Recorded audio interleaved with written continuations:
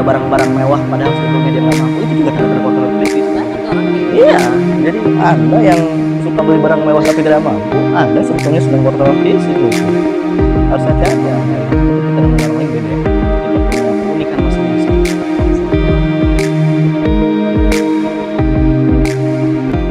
Assalamualaikum warahmatullahi wabarakatuh. Saya Bintang Fitriani dari HMJ Hukum Tata Negara. Di podcast pertama kali ini saya akan berbincang-bincang bersama Bang Agus untuk membicarakan tentang quarter life. Nah, apa kabarnya Bang Agus? Iya, alhamdulillah baik loh. Saya deg-degan loh di sini saya. Sama saya juga ini.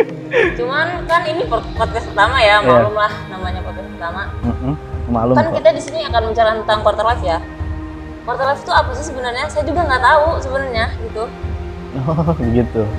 Iya, begini. Ini serius amat ya, kita santai aja ya, jangan serius-serius begitu. Quarter life crisis, udah serius ini. Quarter life crisis tadi yang disebutkan oleh Bintang, juga saudari Bintang. Istilah quarter life crisis ini pertama kali diperkenalkan itu oleh Robin dan Willers tahun 2001, di mana istilah ini mengambil dari teori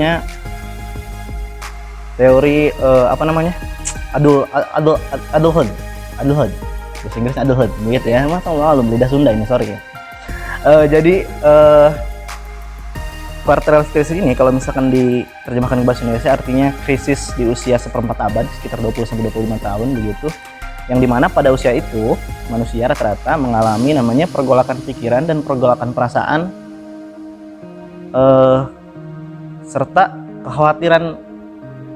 kekhawatiran terhadap masa depan, kira-kira begitu. Nah, bisa jadi juga pergolakan perasaan dan emosional, perasaan dan pikiran pada saat masa transisi dari remaja ke dewasa, kira-kira begitu. Bang Agus sendiri pernah nggak berada di posisi quarter life itu? Ya, saya rasa semua orang pasti mengalami ya namanya quarter life crisis. Semua orang pasti mengalami quarter life crisis di usia 20-25 tahun. Bintang sekarang seperti berapa? 4. Umur berapa? 20. Nah, mungkin nanti merasakan lah bagaimana quarter life crisis itu. Sekarang juga udah kerasa. Iya, gimana kita nanti bimbang, nanti masa depan kayak kita gimana, setelah lulus nanti kita kayak gimana, terus nanti urusan asmara kita atau percintaan kita, nanti jodoh kita siapa dan lain-lain, itu jadi kepikiran. Terus cita-cita kita kira-kira bisa tercapai apa enggak, dan kepikiran. Nah, kalau misalkan ditanya saya pernah mengalami enggak, tentu pernah. Di semester 7, 8, 9 itu saya cemas banget terkait masa depan saya gitu. Sampai sekarang pun sebetulnya masih ada sedikit-sedikit hal-hal yang memang masih mengganggu di pikiran saya, kayak gitu. Semua orang lah pernah mengalami itu. Gimana sih cara kita biar bisa keluar dari quarter life itu? Kalau biar keluar kayaknya apa ya? Susah ya? Bukan susah. Solusinya bukan biar keluar, tapi biar gimana caranya kita bisa menghadapi situasi di quarter life crisis tersebut gitu. Jadi ada beberapa hal sebetulnya yang bisa kita lakukan supaya tidak terjebak dalam kecemasan quarter life crisis ini. Yang pertama, kita bisa biasanya ini kan kalau quarter life crisis itu kadang kita suka karena istilah anak muda sekarang insecure. Iya, insecure. Nah, suka insecure dengan melihat orang lain atau pencapaian orang lain begitu. Nah, itu juga salah satu bentuk tanda-tanda quarter life crisis. Nah, salah satu cara menghadapinya, kita jangan membanding-bandingkan diri kita dengan orang lain gitu.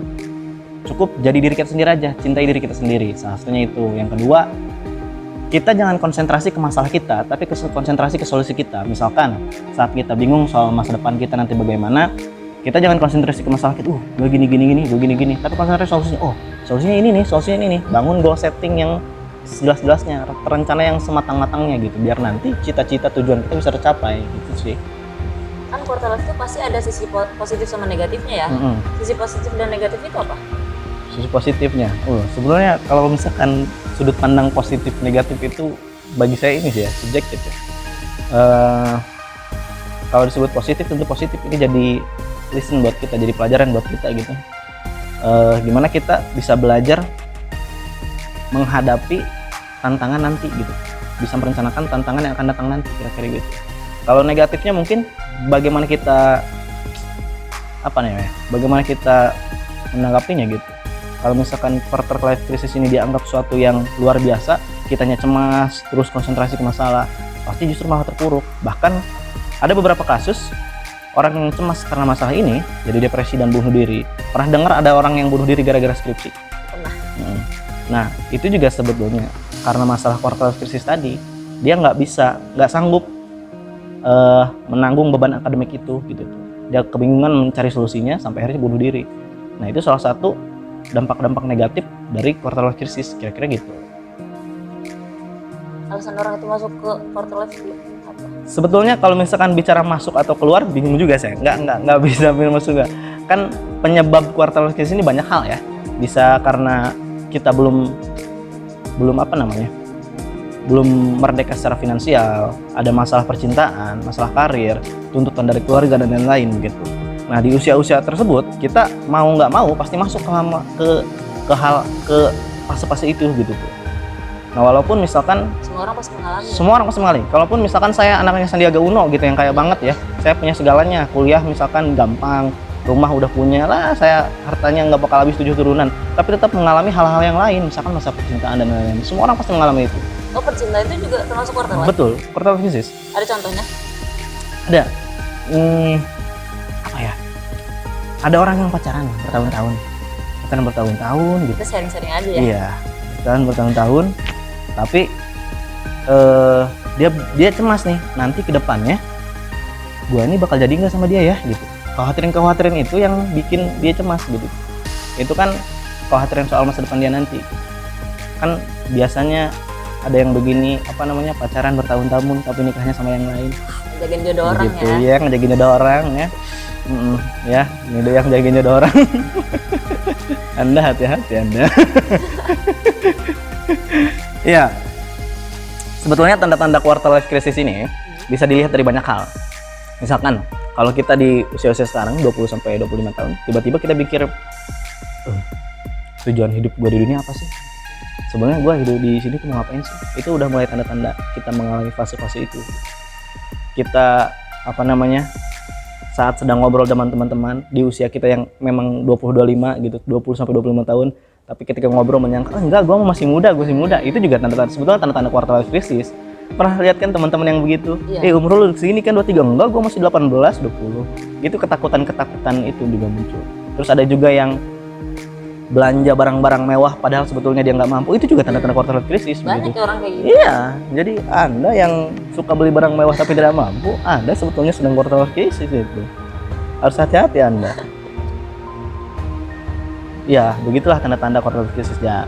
Jadi bijaknya kita menghadapinya itu dengan tadi cintai diri sendiri, jangan banding-bandingkan diri kita dengan orang lain. Tentu kita dengan orang lain beda ya.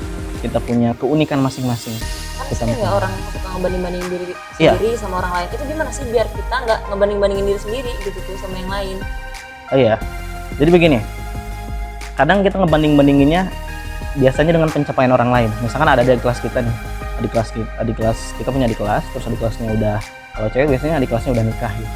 Terus gitu, dia udah nikah ya, dia umur segitu, gue belum gitu, udah punya anak gitu tuh. Ini banding-bandingin hal begitu. Sebetulnya biar kita nggak bisa banding-bandingin dengan orang lain, tadi pertama kita cintai diri kita sendiri.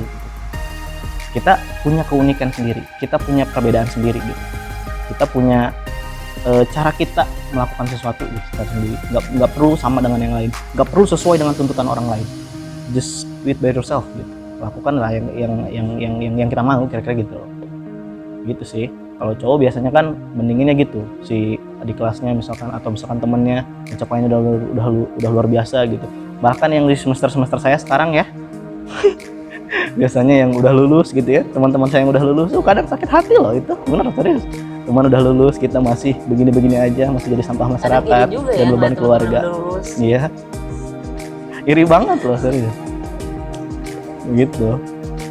Nah, hal-hal begitulah yang yang memang perlu kita siasati begitu, biar kedepannya kita tidak terlalu cemas menghadapi quarter life crisis tadi.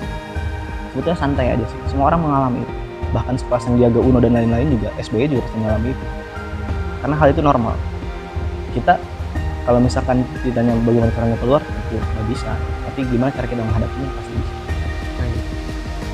Persoalannya bukan mampu atau nggak mampu, tapi mau atau nggak mau. Sarannya nih buat yang nonton nih, gimana biar kita tuh terhindar dari quarter life ini? Iya, kalau misalkan ditanya sarannya supaya terhindar, kayaknya enggak sih. Semua orang pasti mengalami itu. Semua orang pasti mengalami. Gimana cara menghadapinya tadi? Teman-teman yang di luar sana, teman-teman mahasiswa HTN tentunya, dan mahasiswa BKI, halo mahasiswa BKI. Ya teman-teman jadi cintai diri sendiri, gali potensi teman-teman, terus jangan banding-bandingkan diri teman dengan orang lain yang tentu pencapaiannya dan tingkatannya beda dengan teman-teman gitu. Teman-teman atur goal setting serapih mungkin, sematang mungkin rencananya supaya apa yang teman-teman impikan, tujuan teman-teman itu tercapai semua. Kira-kira begitu. Itu aja sih mungkin. Ya, emang nggak bisa ngasih saran gitu, bukan motivator. Terima kasih Bang Agus atas sarannya.